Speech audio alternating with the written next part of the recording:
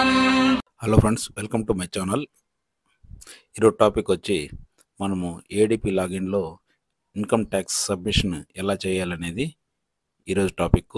ఇంతకుముందు మన ప్రీవియస్ వీడియోలో యూజర్ ఐడి పాస్వర్డ్ ఎలా క్రియేట్ చేసుకోవాలనేది వీడియో పెట్టాను. ఒకవేళ చూడకపోతే దానిలో చూడండి. మీరు యూజర్ ఐడి పాస్వర్డ్ క్రియేట్ చేసిన తర్వాత మీ జీమెయిల్ అకౌంట్కి వెళ్ళి అక్కడ ఇచ్చిన లింక్ని, ఎంప్లాయర్స్ ఎవరైతే లింక్ ఇచ్చారో ఆ ఎంప్లాయర్స్ ఇచ్చిన లింక్ మీద క్లిక్ చేస్తే మీరు మెయిన్ వెబ్సైట్కి వస్తారు. ఇక్కడ మీరు యూజర్ ఐడి పాస్వర్డ్ ఎంటర్ చేసి లాగిన్ అవ్వండి. మీరు ఎంటర్ చేసిన తర్వాత మీకు ఇంటర్ఫేస్ అనేది ఇలా కనిపిస్తుంది అనమాట, మీ కంపెనీ లోగోతో. తర్వాత మీరు మీ గ్రాస్ శాలరీ పే స్లిప్ అనేది చూసుకోవచ్చు. రైట్ సైడు ట్యాక్స్ అనేది కనిపిస్తుంది చూడండి, వైటీడీ. అక్కడ మీరు షో మీద ఒకసారి క్లిక్ చేసి మీకు ఎంత అమౌంట్ ట్యాక్స్ అనేది పడుతుంది అనేది అక్కడ చూపిస్తుంది అనమాట. ఎందుకంటే ఈ ఫైనాన్షియల్ ఇయర్లో మీరు సబ్మిట్ చేయకపోతే మీ శాలరీ నుంచి అమౌంట్ అనేది డిడక్ట్ అవుతుంది. తర్వాత మీరు రీక్లెయిమ్ చేసుకోవాల్సి వస్తుంది. బిఫోర్ దానికంటే ముందు మీరు మీ బిల్స్ ఏవైతే ఉన్నాయో వాటిని కరెక్ట్గా సబ్మిట్ చేసి మీరు జీరో ట్యాక్సబుల్గా అవ్వచ్చు అనమాట. అది ఏ విధంగా అనేది ఈరోజు నేను డెమో చేసి చూపిస్తాను. మొదటగా మీకు ఇన్కమ్ ట్యాక్స్ అనేది ఎంత అమౌంట్ అనేది మీరు సబ్మిట్ చేయాలనేది ఇక్కడ ట్యాక్స్ రైట్ సైడ్ ట్యాక్స్ కింద వైటీడీ ఉంది కదా, ఇక్కడ షో మీద ఒకసారి క్లిక్ చేయండి.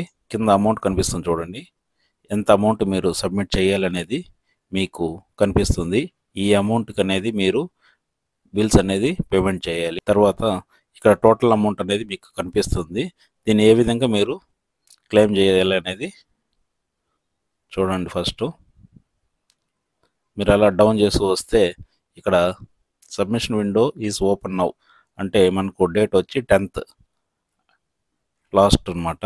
ఇక్కడ నుంచి మీకు ఎగ్జామ్షన్ ఇస్తే ఇస్తారు, లేదంటే లేదు. యాడ్ ఇన్వెస్ట్మెంట్ అనేది మీరు అప్లోడ్ చేయాల్సిన డాక్యుమెంట్స్ అన్ని దీంట్లో అప్లోడ్ చేయాలి. దీంట్లో నెక్స్ట్ ఎగ్జామ్షన్ అన్లిమిటెడ్ ఉంది కదా, utilisation.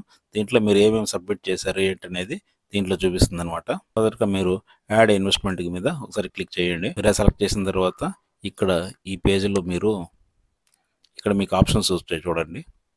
HRA, house property, LIC, ATC కింద పిఎఫ్, చైల్డ్ ట్యూషన్ ఫీజు, ఇవన్నీ మీకు కనిపిస్తున్నాయి చూడండి. ఏటీసీ కింద ఇవన్నీ కనిపిస్తాయి అనమాట మీకు. నేషనల్ సేవింగ్స్ సర్టిఫికేట్ కానీ, సుకన్య సమృద్ధి యోజన కానీ, ఇవన్నీ మీకు ఏటీసీ కింద వస్తాయన్నమాట. ఎడ్యుకేషన్ లోను, ఎలక్ట్రికల్ వెహికల్, మీకున్న ఆప్షన్స్ అనమాట. దీంట్లో మీరు ఏది సబ్మిట్ చేస్తున్నారు అనేది దాన్ని మాత్రమే సెలెక్ట్ చేసుకోండి. ఫర్ ఎగ్జాంపుల్ మీరు హెచ్ఆర్ఏ హౌస్ రెంట్ సంబంధించింది ఏదైనా అప్లోడ్ చేయాలనుకున్నప్పుడు దీన్ని సెలెక్ట్ చేసుకోవాలి. ఎల్ఐసి సంబంధించింది అయితే ఇది సెలెక్ట్ చేసుకోవాలి. అలాగా మీ పిల్లలది ట్యూషన్ ఫీజు ఆ స్లిప్స్ డౌన్ అప్లోడ్ చేయాలనుకుంటే దాన్ని సెలెక్ట్ చేసుకోవాలి. నేను ఎగ్జాంపుల్ అది ఒకసారి చూపిస్తాను. ఫీజు సెలెక్ట్ చేసుకున్న తర్వాత ఇన్వెస్ట్మెంట్ మోడ్ అనేది కనిపిస్తుంది మీకు. ఇక్కడ ఒకసారి క్లిక్ చేసుకోండి. కింద ఇక్కడ యాక్చువల్ మాత్రమే సెలెక్ట్ చేసుకోవాలి. సెలెక్ట్ చేసుకున్న తర్వాత ఇక్కడ డ్రాగ్ అండ్ డ్రాప్ అని కనిపిస్తుంది చూడండి. మీరు ఆల్రెడీ డాక్యుమెంట్స్ అన్నీ స్కాన్ చేసి ఉంచుకోవాలి ముందే. ఏదైనా కానీ మ్యాక్సిమం మీరు పీడిఎఫ్లోనే చేసుకోవడానికి చూడండి. వాళ్ళు మ్యాక్సిమం సైజ్ ఇచ్చి 1 MB ఇచ్చారు. ఆల్మోస్ట్ పీడిఎఫ్లన్నీ ఆ లోపలే ఉంటాయి.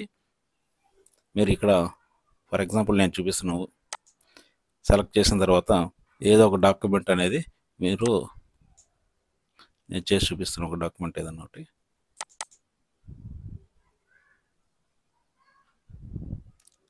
ఒక డాక్యుమెంట్ చేసిన తర్వాత దాని కింద మీకు చూపిస్తుంది అనమాట సైజ్ అనేది. కేబీలో ఉంది కాబట్టి ప్రాబ్లం లేదు. మీరు ఇప్పుడు మనం present school tuition fee submit చేస్తున్నాం కాబట్టి ఆ డాక్యుమెంట్ స్కాన్ చేసి ఉంచుకున్న తర్వాత మీరు అప్లోడ్ చేసి ఇక్కడ రైట్ సైడ్లో నెంబర్ ఆఫ్ చిల్డ్రన్ 1 లేదా 2 అని ఉంటుంది. మీరు సెలెక్ట్ చేసుకోవచ్చు. ఇద్దరు పిల్లలు అయితే 2 సెలెక్ట్ చేసుకోండి, ఒకరు అయితే 1 సెలెక్ట్ చేసుకోండి. తర్వాత ఇక్కడ ట్యూషన్ ఫీజు అనేది మీరు ఎంటర్ చేయాలి. ఎంత అమౌంట్ ఉంటే అంత. ఎగ్జామ్ ఫీ అనేది ఎంటర్ చేయండి. ట్యూషన్ ఫీజు ఎంత, ఎగ్జామ్ ఫీజు ఎంత. తర్వాత డిక్లరేషన్ కింద మీ రెసిడెన్సీ, మీరు ఎక్కడ ఏ ఊరు నుంచి చేస్తున్నారు ఏంటి అనేది అడుగుతుంది. తర్వాత సెల్ఫ్ డిక్లరేషన్ అనేది కనిపిస్తుంది. దాని మీద ఒకసారి క్లిక్ చేయగానే సబ్మిట్ హైలైట్ అవుతుంది.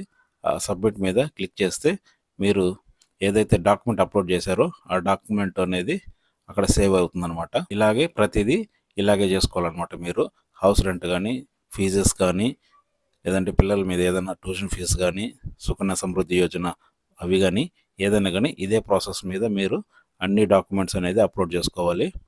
అప్లోడ్ చేసుకున్న తర్వాత అప్లై చేసినటువంటి ఎక్కడున్నాయి ఏంటి అనేది ఒకసారి చూసుకోవాలనుకున్నప్పుడు ఎగ్జామ్షన్ లిమిట్ యూటిలైజేషన్ అనేది కదా, ఇది ఒకసారి క్లిక్ చేసుకో. ఇక్కడ మీకు పైన టోటల్ సబ్మిషన్ అమౌంట్ అనేది కనిపిస్తుంది చూడండి. మీరు ఎంత అమౌంట్ అనేది మీరు అప్లోడ్ చేశారు అనేది, దాని right side total upload amount అనేది కనిపిస్తుంది కదా, అది ఇంకా ప్రజెంట్ 00లో ఉంటుంది. ఎందుకంటే 10th తర్వాత వాళ్ళు వెరిఫై చేసి అప్రూవ్ చేస్తారు. మీరు లిమిట్ కన్నా ఎక్కువ అమౌంట్ అనేది అప్లోడ్ చేయకండి. ఇక్కడ మీకు ఆల్రెడీ కొన్ని ఇచ్చారు చూడండి. కింద హెచ్ఆర్ఏ అనేది నో లిమిట్, ఏటీసీ కింద 1,50,000 అనేది లిమిట్ అనమాట. మీరు ఫర్ ఎగ్జాంపుల్ 2 lakhs అప్లోడ్ చేస్తే వాళ్ళు చెక్ చేసి ఎంత అప్రూవల్ ఇవ్వాలో ఆ అమౌంట్ మాత్రమే తీసుకుంటారు.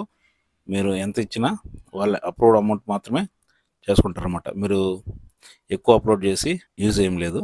తర్వాత ప్రీవియస్ ఎంప్లాయర్ ఏదైనా ఉంటే అది చూపించవచ్చు. హౌస్ ప్రాపర్టీ కింద మీరు 2 lakhs వరకు చూపించవచ్చు. మెడికల్ క్లెయిమ్ 75,000, ఎన్పిఎస్ కింద 50,000, సెల్ఫ్ డిసబిలిటీ మీద 1.25 ఇవనేది లిమిట్ అనమాట. ఈ లిమిట్కి మీరు ఏదైనా డాక్యుమెంట్స్ అనేది ఉంటే అప్లోడ్ చేసుకోవచ్చు. లిమిట్ తర్వాత ఈ పక్కన యాక్చువల్ అని కనిపిస్తుంది చూడండి. ఇక్కడ మీరు డాక్యుమెంట్స్ ఏదైతే అప్లోడ్ చేశారో ఆ అమౌంట్ అనేది ఇక్కడ మీకు రివ్యూ అవుతుందన్నమాట. మీరు అక్కడ అప్లోడ్ చేసిన డాక్యుమెంట్ ఇక్కడ మీకు రివ్యూ అవుతుందన్నమాట. మీరు ఎంత అమౌంట్కి చేశారనేది, ఈ ఏటీసీ కింద ఎంత వచ్చింది ఏంటి, ట్యూషన్ ఫీజు కింద ఎంత వచ్చింది ఏంటి అనేది మొత్తం ఇక్కడ మీకు కనిపిస్తుంది. మీరు టోటల్గా అప్లోడ్ చేసిన అమౌంట్ ఓవరాల్గా ఇక్కడ పైన టోటల్ సబ్మిటెడ్ అమౌంట్ అని ఉంది, ఇక్కడ మీకు కనిపిస్తుంది అనమాట. ఆఫ్టర్ 10th తర్వాత మీకు ఎంత అప్రూవల్ అమౌంట్ అయింది అనేది చూడండి. మీరు 100 రూపీస్ ఉంటే 50 రూపీస్ చేస్తే 50 రూపీస్ మళ్ళీ ట్యాక్స్ అనేది డిడక్ట్ అవుతుంది అనమాట. ఎందుకంటే ఈ ఫైనాన్షియల్ ఇయర్లో ఇది క్లెయిమ్ చేసుకోవాలి, లేదంటే ఈ మంత్ మారిందంటే ఆటోమేటిక్గా మీ శాలరీ నుంచి అమౌంట్ అనేది డిడక్ట్ అవుతుంది. మీరు టోటల్గా మీకు ఎంత అయితే టోటల్గా చూపించిందో ఆ అమౌంట్ అనేది టోటల్ అప్రూవ్ అయిందంటే మీకు శాలరీ నుంచి 0 అమౌంట్ అనేది కట్ అవుతుంది అనమాట. మీరు అప్లోడ్ చేసిన తర్వాత అవన్నీ అప్రూవ్ అవుతాయి. అప్రూవ్ అయిందా లేదనేది ఎలా చెక్ చేసుకోవాలనేది ఒకసారి చూపిస్తాను చూడండి. ఇక్కడ చూడండి, మీరు అప్లోడ్ చేసిన ఇన్వెస్ట్మెంట్ చేసినవి, లైఫ్ ఇన్సూరెన్స్, చైల్డ్ ఫీజు ఇవన్నీ ఇలా కనిపిస్తాయి. మీరు అమౌంట్ చేసినవి అమౌంట్ ప్లస్ ఇంకా వ్యాలిడేట్ అవ్వలేదని స్టేటస్ చూపిస్తుంది. ఇక్కడ మీకు అన్నెసరీ ఏదైనా అనిపిస్తే అది డిలీట్ చేసేయండి. మీరు అప్లోడ్ చేయండి ఏదైనా ఉంటే అప్లోడ్ చేసిన మాత్రం మెయిన్గా ఇక్కడ పెట్టుకోండి, మిగతా వాటిని తీసేయండి. మీరు ఎప్పుడు అప్లోడ్ చేశారనేది డేట్ కూడా ఇక్కడ ఉంటుంది. మీకు ఏదైనా వద్దనిపిస్తే ఇక్కడ డిలీట్ అని కొడితే డిలీట్ అయిపోతుంది. ఇక్కడ అప్లోడ్ చేసిన డాక్యుమెంట్స్ మొత్తం మనకు అప్రూవల్ అవ్వాలి. ఇంకా అప్ టు వ్యాలిడేషన్లో ఉంది.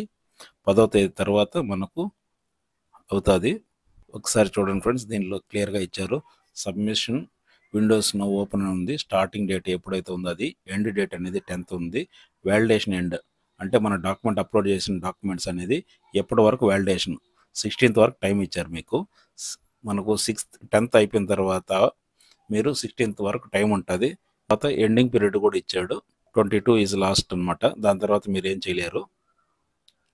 ఈ డేట్ లోపల మీరు ఏదన్నా కానీ డాక్యుమెంట్స్ అనేది మీ దగ్గర లేకపోతే దాన్ని తెప్పించుకొని చేయడం కానీ అప్లోడ్ చేసి వాటి అప్రూవల్ అనేది తీసుకోండి. Okay friends, thank you for the watching my video. Thank you.